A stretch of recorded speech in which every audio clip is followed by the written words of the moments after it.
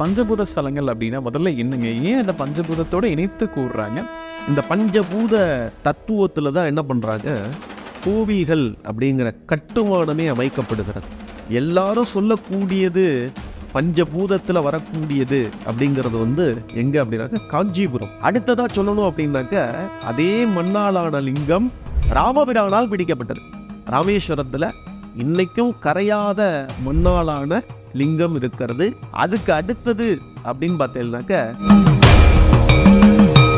இந்த ஜல தத்துவம் அப்படின்னு சொல்லணும்னாக்க திருச்சி திருவானைக்காவல் ஜம்புகேஸ்வரர் ஆலயம். அடுத்ததாக நெருப்பு. அப்ப அந்த அண்ணாமலையான் நெருப்பினுடைய ஆதாரமாக இருக்கிறார். அண்ணாமலையானை பத்தி பேசணும்னாக்க ஒரு நாள் இல்ல ஒரு யுகமே பத்தார். அந்த மலையே சிவபெருமான் அப்படிங்கிறான். அதுக்கு என்னடா வயசுன்னு இன்னைக்கு அறிவியலாளர்கள் கண்டுபிடிச்சுட்டே இருக்கான். இன்னைய வரைக்கும் கண்டுபிடிக்கல. இந்த நெருப்பு அப்படிங்கிறது மிகப்பெரிய ஒரு ஆதாரமாக இருக்கக்கூடியது. ஜோதி பிழம்பாக காட்சியளித்த ஒரு இடம். ஒரு மனிதன் தெய்வமாகலாம் அப்படின்னா அதுக்கு திருவண்ணாமலை தான் போகும். ஒளி பொருந்திய தேகமாக மாற்றக்கூடிய சூட்சம வித்தையை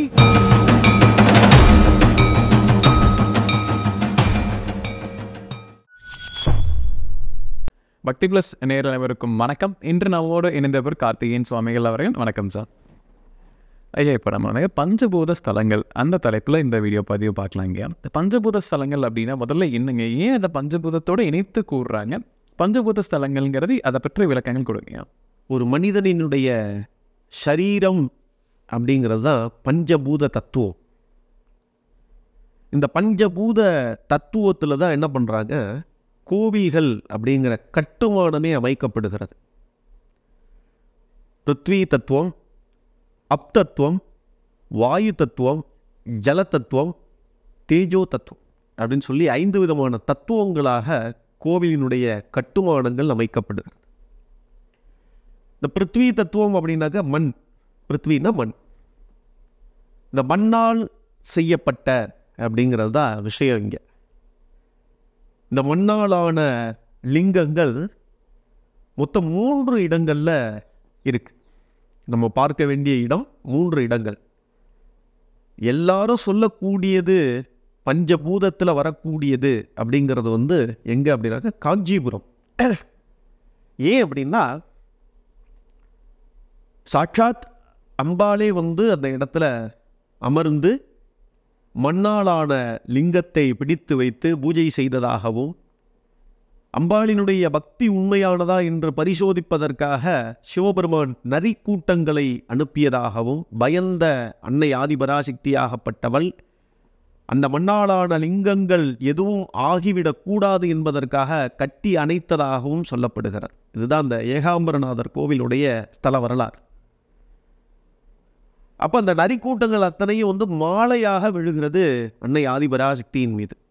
இந்த உருவத்தை தான் காட்சிப்படுத்தியிருப்பா சன்னதியில்.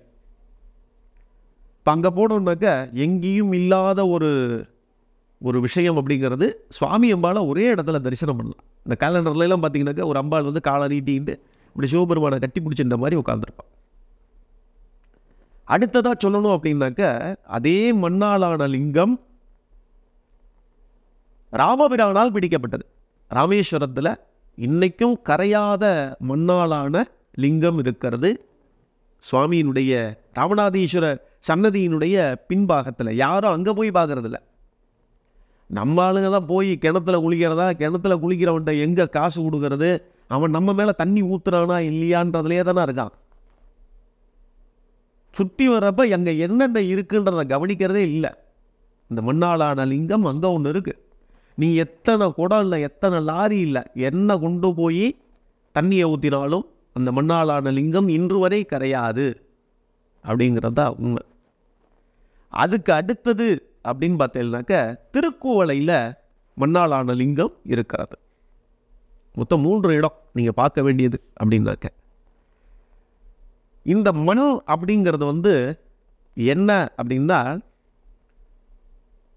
இந்த பூமியில் நான் சொல்கிற மாதிரி ஏகாம்பரநாதர் அம்பாளால் பிடிக்கப்பட்ட அந்த மண்ணை எடுத்துன்னு போய் டெஸ்ட் பண்ணால் இந்த பூமி உருவாவதற்கு பல மில்லியன் ஒளி ஆண்டுகளுக்கு முன்பாகவே உருவானதாக சொல்கிறான். அதுக்கு வயசு எத்தனைன்னே தெரியலங்கிறான் அறிவியலாளர்கள்.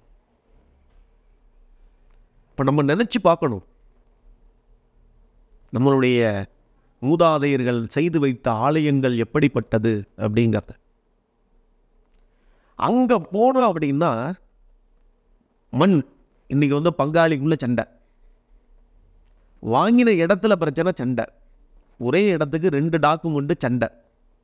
இது போன்ற பிரச்சனைகள் தீர்வதற்குண்டானது அங்கே நடக்கும். அதைவிட மிக முக்கியமானது கணவன் மனைவி ஒற்றுமை ஓங்கி ஒழிக்கக்கூடிய ஒரே இடம் ஏகாம்பரநாதர் ஆலயம். இன்றைக்கி கணவன் மனைவியை வந்து எங்கே பார்க்குறோம் அப்படின்னா கோர்ட் வாசலில் தான் பார்க்குறோம். இவன் ஒரு பக்கம், அவன் ஒரு பக்கம். அப்போ அந்த போன்ற பிரச்சனைகளுக்கு வெடிமோட்சம் அப்படிங்கிறதும் அங்கே போனால் கிடைக்கும் அப்படிங்கிறது வந்து இந்த ஏகாம்பரநாதரினுடைய அளப்பரிய ஒரு அனுக்கிரகம் அப்படின்னு சொல்லலாம்.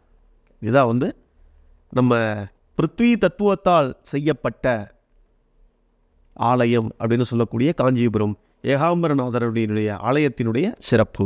அப்படி அடுத்தது பஞ்சபூதத்தில் பிருத்வி தத்துவத்துக்கு அடுத்ததாக அப்தத்துவம். அதற்கு முன்னதாக இப்போ நம்ம ஜல தத்துவத்தை பார்த்துருவோம். ஏன் அப்படின்னாக்கா முதல்ல வந்து மண், அதுக்கடுத்து ஜலம், அதுக்கடுத்து நெருப்பு, அதுக்கடுத்து தான் காற்று, அதுக்கடுத்து தான் ஆகாயம். இப்போ ஒரு மனிதனினுடைய இந்த சரீரத்தை வச்சு தான் நம்ம இப்போ பேசிட்டு வரோம். அதனால் வந்து நம்ம இப்போ என்ன பண்ணுறோம்னாக்கா அடுத்ததாக ஜல தத்துவத்தை எடுத்துக்கலாம். இந்த ஜல தத்துவம் அப்படின்னு சொல்லணும்னாக்க திருச்சி திருவானைக்காவல் ஜம்புகேஸ்வரர் ஆலயம். நீங்கள் போனீங்கன்னாக்க சின்ன முடுக்கு சந்து தான் உள்ளே போகிறது.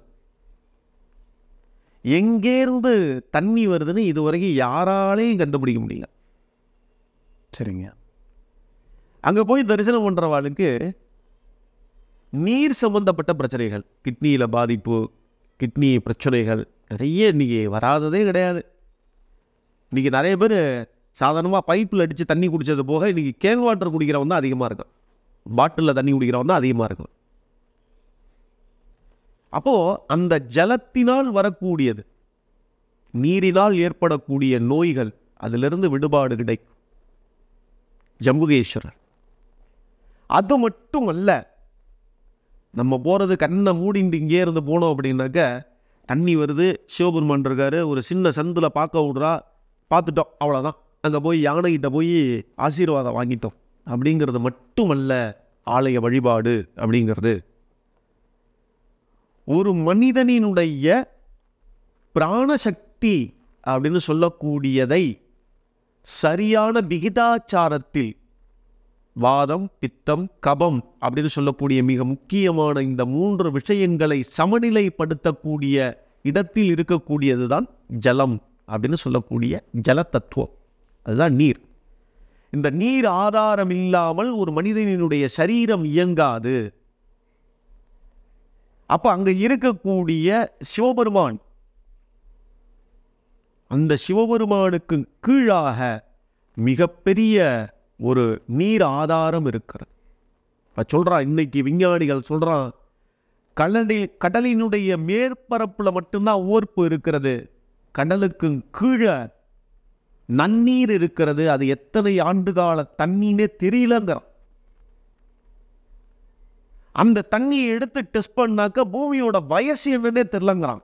ஒரு நேரத்தில் சூரியன்டேருந்து வெடிச்சு வந்தது தான் பூமின்னு. அப்படின்னா வெடிச்சு வந்த ஆண்டுகளை வந்து சொல்லக்கூடிய கால சூழ்நிலை அப்படிங்கிறதும், இதில் நீரை எடுத்து நம்ம டெஸ்ட் பண்ணக்கூடியதில் வந்து சரியான ஒரு கால விகிதாச்சாரமே வரலன்றான். இப்போ நீ நீருக்கு வயசு இல்லைன்றான். அப்பேற்பட்ட ஒரு மிகப்பெரிய ஒரு நீர் ஆதாரம் அப்படிங்கிறது அது உள்ள அடங்கியிருக்கு. நம்ம பார்க்கக்கூடியதை விட 3 மடங்கு அதிகமான நன்னீர் ஆதாரம் அப்படிங்கிறது ஜம்புகேஸ்வரரினுடைய பீடத்திற்கு கீழாக இருக்கிறது அப்படிங்கிறத நம்ம முன்னோர்கள் நமக்கு உணர்த்திட்டு போயிடலாம். சரிங்க. இதுதான் அங்கே உள்ள சூட்சம். அடுத்ததாக நெருப்பு. அண்ணாமலையான் அண்ணாமலையானை பற்றி பேசணுன்னாக்க ஒரு நாள் இல்லை, ஒரு யுகமே பத்தாது. கிருதயுகத்தில் தங்கமலையாக இருந்ததுங்கிறான், திரேதா யுகத்தில் வெள்ளி மலையாக இருந்ததுங்கிறான்,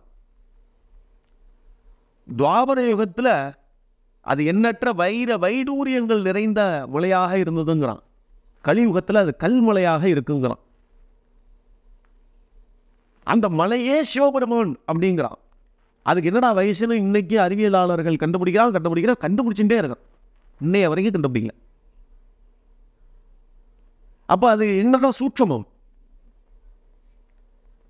எல்லா கோவில்லையும் பார்த்தீங்க அப்படின்னா இந்த கோவிலுக்கு வெளியில தான் குளம் இருக்கும், ஆனால் திருவண்ணாமலைக்கு உள்ள மட்டும்தான் கோவிலுக்கு உள்ளேயே குளம் இருக்கும். ஒன்று சூரியன், இன்னொன்று சந்திரன் அப்படிங்கிறான், ஒன்று வலது கண், இன்னொன்று இடது கண்ணுங்கிறான். ஒவ்வொருத்தன் ஒவ்வொன்று சொல்கிறான், அவன் அவனுக்கு தெரிஞ்சதை அவன் சொல்கிறான், அவனுடைய அனுபவத்தை அவன் சொல்கிறான். அப்போ அந்த அண்ணாமலையான் நெருப்பினுடைய ஆதாரமாக இருக்கிறார். பிரம்மாவிற்கும் விஷ்ணுவிற்கும் எனது நுனியையும் அடியையும் கண்டு வருபவர்களே பெரியவர் அப்படின்னு சொல்லி தீப்பிழம்பாக நின்ற ஜோதி சொரூபமாக காட்சியளித்த ஒரு இடம் அப்படிங்கிறான். அருணகிரிநாதருக்கு முருகப்பெருமான் காட்சியளித்த ஒரு ஆலயம் அப்படிங்கிறான். இப்படி பலதரப்பட்ட ஸ்தல வரலாறுகள் சொல்லப்படுகிறது. இந்த நெருப்பு அப்படிங்கிறது மிகப்பெரிய ஒரு ஆதாரமாக இருக்கக்கூடியது, ஜோதி பிழம்பாக காட்சியளித்த ஒரு இடம். ஒரு மனிதன் தெய்வமாகலாம் அப்படின்னா அதுக்கு திருவண்ணாமலை தான் போகணும். ஏன் அப்படின்னா ஒரு நெல் மணி உருவாவதற்கு எப்படி கார்பன் டை ஆக்சைடை கார்போஹைட்ரேட்டாக மாற்றக்கூடிய வேதிவினை நிகழ்த்தக்கூடிய விஷயம் அந்த நெல் முத்துக்கு மட்டுமே இருக்கிறதோ, அதே போன்று அண்ணாமலையானை சுற்றி அண்ணாமலையானை தரிசனம் செய்பவர்களுக்கு தன்னுடைய மேனியை ஒளி பொருந்திய தேகமாக மாற்றக்கூடிய சூட்சம வித்தையை இறைவன் அங்கே கொடுக்குறான் ஒவ்வொருத்தனுக்கும். ஆனால் நீ போய் கண்ணை மூடி உட்கார்ந்துட்ட வேகத்துக்கு கிடைக்குமானா கிடைக்காது. அதற்கான பயிற்சியும் முயற்சியும் இருக்கணும். தெய்வத்திற்கு முதல் நிலை மனித நிலை, மனிதன்தான் தெய்வமாகிறான். அதனாலதான் குலதெய்வத்தை உன்னுடைய முன்னோர்கள் அப்படின்னு சொல்லி எல்லாரும் சொல்றான். முன்னோர்கள் தான் குலதெய்வம், மனுஷன் தான் தெய்வமாகிறான். அதைத்தான் வள்ளலார் பெருமானே சொல்லிட்டு போயிருக்கார். அப்ப அந்த ஒளி பொருந்திய தேகம் அப்படிங்கிறத அண்ணாமலையான் தான் கொடுக்குறான். அடுத்ததாக வாயு தத்துவம். ஒரு நேரத்தில் தமிழகத்தினுடைய பகுதியாக இருந்தது, இன்னைக்கு ஆந்திராவினுடைய பகுதியாக போயிடுது. காளகஸ்தீஸ்வரர், இந்த காளகஸ்திக்கு போனாக்க ராகுகேது தோஷம் போயிடுங்கிறான், சத்ப தோஷம் போயிடுங்கிறான், மாங்கல்ய தோஷம் போயிடுங்கிறான். அங்கே போனால் எல்லாம் நடந்துங்கிறான். எல்லாமே அங்கேயே நடந்துடுத்து அப்படின்னா மற்ற இடங்களை ஏன் நம்ம முன்னோர்கள் உருவாக்கினா? ஒவ்வொரு இடத்திற்கும் ஒவ்வொரு சிறப்பு அப்படிங்கிறது இருக்கு. காளகஸ்தியை பொறுத்தவரையில் வாயுவினால் ஏற்படக்கூடிய விஷத்தன்மையை முறிக்கக்கூடியது. இப்போ நம்ம கொரோனான்ற ஒரு மிகப்பெரிய ஒரு விஷயத்தை பார்த்தோம், அது காற்றின் மூலமாகவே பரகிறது அப்படின்னு. அதுக்கெல்லாம் ராகு தான் காரணம். அப்போ இந்த ராகு அந்த இடத்துல என்ன பண்ணுறார்? காளகஸ்தீஸ்வரரை வழிபட்டு அவர் ஒரு நல்ல முக்தியை அடைகிறார். இதைவிட மிக முக்கியமானது குண்டலினி பயிற்சி, மூச்சு பயிற்சி, பிராணாயாமம், வாசியோகம், இன்னும் எண்ணற்ற நிலைகள். ஒரு மனிதனினுடைய விந்தணுவில் இருக்கக்கூடிய ஆக்சிஜன் தன்மை தான் என்ன பண்ணுது? அவனுடைய ஆன்மீக தன்மையை பெருக்குகிறது. ஒருவன் மூச்சை சரியான விகிதாச்சாரத்தில் பயன்படுத்தினால் அவன் எந்த நிலையை வேண்டுமானாலும் அடைய முடியும் அப்படிங்கிறது தான் விஷயம். அணு அளவுக்கு சிறிதாகவும் வர முடியும், உலக அளவுக்கு பெரிதாகவும் ஆக முடியும் அப்படிங்கிறது தான் அந்த சூட்சம ரகசியம். அப்போ அந்த மூச்சை சரியாக பயன்படுத்தக்கூடிய வித்தையை தெரிஞ்சுக்கணும்னா நீ காளகஸ்தீஸ்வரரெல்லாம் போய் வணங்கணும். அந்த காளகஸ்தீஸ்வரரை வணங்கி இந்த மூச்சு பயிற்சி என்ன அர்த்தம் அப்படின்னாக்கா, ராகு என்ன இந்த பின்னாடி தண்டுவடம் இருக்கு இல்லையா, அந்த தண்டுவடத்தில் இப்படி ஃப்ளக்சுவேஷனாக தான் மூச்சு வந்து மேலே ஏறும். அதை சரி பண்ணி ஒரே நேர்கோட்டில் கொண்டு வந்து மூலக்கணலில் கொண்டு வந்து நிறுத்தி நம்மளுடைய விழிகளின் மூலமாக நமது மூன்றாவது கண்ணை நோக்கி மூச்சை சரியான விகிதாச்சாரத்தில் 16 அங்குலம் இழுத்து 12 அங்குலத்தை விரயம் செய்து 8 அங்குலத்தை உள்ளடக்கி மூச்சு பயிற்சி செய்யணும். இதுதான் வந்து சொல்லுது. இந்த மிச்ச 4 அங்குல காற்று காணா போகுது. ஒவ்வொரு திருப்பமும் அந்த 4 அங்குல காற்று தான் கார்பன் டை ஆக்சைடாக வெளியில் வருது. அப்போ இந்த மாதிரியான பயிற்சியை எடுப்பதற்கு முன்பதாக காளகஸ்தீஸ்வர சிவபெருமான தரிசனம் பண்ணோம் அப்படின்னாக்க, நமக்கு ஒளி பொருந்திய தேகம் கிடைப்பதற்கு வாசியோகம், மூச்சு பயிற்சி, பிராணாயாமம் செய்யக்கூடியவர்களுக்கு நல்லதொரு அனுகிரகத்தை செய்யக்கூடிய இறைவன் அங்கே இருக்கார். அதுதான் காளகஸ்தீஸ்வரர். அடுத்து மிக முக்கியமானது ஆகாய தத்துவம், அதான் சிதம்பரம்.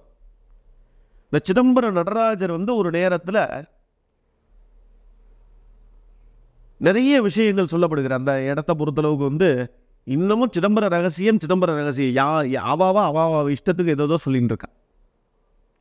ஒருபடி விபூதி வச்சா தங்கமாக மாறினது அப்படின்னா, ஒருபடி விபூதியோட 3 இலை வில்வத்தை சேர்த்து வைக்கும் போது அது தங்கமாக மாறினது. 3000 குடும்பங்கள் அங்கே வந்து அதை வச்சு தான் சாப்பிட்டு போஜனம் பண்ணிட்டு இருந்தா, அந்த கோவிலை பராமரிச்சுட்டு இருந்தா அப்படின்னு சொல்லிட்டு ஒரு விஷயம் சொல்லப்படுகிறது. அங்கே உள்ள லிங்கம் வந்து காற்றுல பறந்துகிட்டு இருந்தது, ஆங்கிலேய படையெடுப்புகள் மூலமாக அழிக்கப்பட்டது அப்படிங்கிறது சொல்லப்படுகிறது. அதே போன்று வெட்ட வெளி அப்படிங்கிறது தான், ஒன்றுமே இல்லை அப்படிங்கிறது தான் இறை தத்துவம் அப்படின்னு சொல்லப்படுகிறது. இந்த பூமியினுடைய மையப்பகுதி அப்படின்னு சொல்லப்படுகிறது. இந்த பூமத்திய ரேகை அப்படிங்கிற ரேகை மிக முக்கியமானது. நம்ம இங்கே சொல்ல வேண்டிய ஒரு விஷயம், இந்த பஞ்சபூத ஸ்தலங்கள் ஒரே நேர்கோட்டில் அமைக்கப்பட்டிருக்கிறது. இதுதான் இங்கே விஷயம். பூமத்திய ரேகை இன்னைக்கு டேப் வச்சு நூல் வச்சு பிடிச்சா கூட அப்படி இப்படி ஆசிலேஷன் ஆகுது. அந்த காலத்தில் எந்தவித அறிவியல் கருவிகளும் இல்லாத ஒரு காலகட்டத்தில் கூட ஒரே நேர்கோட்டில் கட்டிருக்கோம் பஞ்சபூத ஸ்தலத்தை. இன்னைய வரைக்கும் வெள்ளக்காரன் முதற்கொண்டு விஞ்ஞானம் முதற்கொண்டு நம்மளை கண்டு பிரமிப்பாகிறான். இப்படி முடிஞ்சது இவனுங்களால. இன்னைய வரைக்கும் கண்டுபிடிச்சுட்டே இருக்கான் நம்மளை பற்றி. இப்படியாகப்பட்ட ஒரு விஷயம் அப்படிங்கிறது வந்து சிதம்பரத்தை பொறுத்தளவுக்கு உன்னுடைய ஆகாச தத்துவம், உன்னுடைய இந்த பரந்து விரிந்த உலகத்தில் உன்னுடைய ஞானம் அப்படிங்கிறது கிடைக்கப்பெறணும் அப்படின்றக்க அதுக்கு சிதம்பரம் தில்லை நடராஜ பெருமான் அவரை வந்து தரிசனம் பண்ணோம் அப்படின்னாக்க, அணுவை அணுவாக எப்படி செய்வது அப்படிங்கிற நுண்ணறிவு அப்படிங்கிறது அங்கே கிடைக்கும். ஒவ்வொரு இடத்துலையும் ஒவ்வொரு அறிவு கிடைக்கிறது, ஒவ்வொரு விதமான அறிவியல் பயன்படுகிறது, ஒவ்வொரு விதமான அறிவியலின் மூலமாக உனது அறிவு வளர்கிறது. உன்னுடைய அறிவு வளர்வதின் மூலமாக உன்னுடைய இந்த பிரபஞ்ச ஆற்றல் அப்படிங்கிறது உனக்கு அதிகமாக கிடைக்கப்பெறுகிறது. இதனால் மற்றவன்டேருந்து நீ தனித்துவமாக அறியப்படுவாய். இதுதான் பஞ்சபூத தத்துவம். பஞ்சபூத ஸ்தலங்கள் உருவாக்கியது இதற்காகத்தான். இப்போ அறுபடை வீட்டுக்கு போகிற மாதிரியே பஞ்சபூத ஸ்தலங்களுக்குமே வந்து ஒரே முறையில் ஒரு அடுத்தடுத்த நாட்களில் வந்து ஒருத்தர் போயிட்டு வராங்கன்னா அது போகலாமாங்க சார்? அதே சமயம் அதனால் ஏதாவது நட்பலன்கள் இருக்காங்க சார்? எந்த கோவிலுக்கு போனாலும் நல்ல பலன்கள் உண்டு. இந்த கோவிலுக்கு போனால் தான் நல்ல பலன்கள்ன்றதெல்லாம் கிடையாது. அது இன்றைக்கி கால சூழ்நிலைகளில் ஒவ்வொருத்தர் ஒவ்வொரு விதமாக சொல்ல ஆரம்பித்தாச்சு. அது உள்ள விஷயம். நாம் இறைவனை உணர்வதற்காகவும் நாம் இறை சக்தியை அடைவதற்காகவும் அப்படிங்கிறதுக்காக தான் என்ன பண்ணான், கோவில் அப்படிங்கிற வந்து ஒரு விஷயத்தை உருவாக்கினது. சில சப்தங்களை உருவாக்கினது. அது தமிழ் சம்ஸ்கிருதங்கிறது வந்து அது வேறு விதமாக பிரச்சனை போயின்னு இருக்கு. சில சப்தங்களை உருவாக்குவதின் மூலமாக நம்மளுடைய சரீரத்தில் சில மாற்றங்கள் நிகழும். நம்ம சினிமாவில் பார்த்தோம் அப்படின்னா அழுகை காட்சிகள் வரும்பொழுது அதற்குன்னு தனி இன்ஸ்ட்ருமெண்ட்ஸ் அதை தான் வாசிப்பான் அன்னையிலேருந்து இன்றைய வரைக்கும். அப்போ சண்டை காட்சிகள் வரும்போது அதற்குன்னு சில வாத்தியங்கள் இருக்கு, அதை தான் வாசிக்கிறான். அப்போ அது நம்ம மனசை வந்து என்ன பண்ணுது, அழுகை காட்சி வரும்போது நம்மளே கொஞ்சம் சைலண்ட் ஆயிடும். சினிமா பார்க்குற அத்தனை பேரும் சத்தம் இல்லாமல் தான் இருக்கான். இதே ஒரு பாடல் காட்சி, நல்ல ஒரு பாட்டு நம்ம ஊர் தாரத்தப்பட்டையோடு வரும்பொழுது அவனை அறியாமல் விசில் அடித்து ரசித்து பண்ணுறான். அப்போ அந்த சப்தம் அப்படிங்கிறது தான் இங்கே விஷயம், அதிர்வலை அப்படிங்கிறது தான் விஷயம். அந்த அதிர்வலை அப்படிங்கிறத தான் வந்து நம்ம வந்து என்ன பண்ணணும், இங்கே கூர்ந்து கவனிக்க வேண்டிய விஷயம். அப்போ நீ ஒவ்வொரு இடத்துக்கு போகும்பொழுதும் உனக்கு என்ன நன்மை அப்படிங்கிறத விட அந்த இடத்தினுடைய தன்மை என்ன, அங்கே போனால் நீ என்ன பண்ணணும், அங்கே என்ன பண்ணுறதுனால உனக்கு என்ன பலன் கிடைக்கும், நீ முதல்ல அங்கே ஏன் போகிற அப்படிங்கிற விஷயத்தை எல்லாத்தையும் உணவு வாங்கிக்கிட்டு ஒரு இடத்துக்கு போகும். ஒரு இடத்துக்கு போகும்போது நாம் ஏன் அங்கே போகிறோம், எதற்காக போகிறோம், அங்கே போகிறதுனால நமக்கு என்ன கிடைக்கிறது, அப்படி கிடைக்கிறதுனால அடுத்த வாளுக்கு நம்ம இதை வச்சுக்கிட்டு என்ன பண்ண முடியும் அப்படிங்கிற நல்ல சிந்தனைகளோட ஒரு இடத்துக்கு போகணும். அப்படி போகிறதுனால மட்டும்தான் பலன்.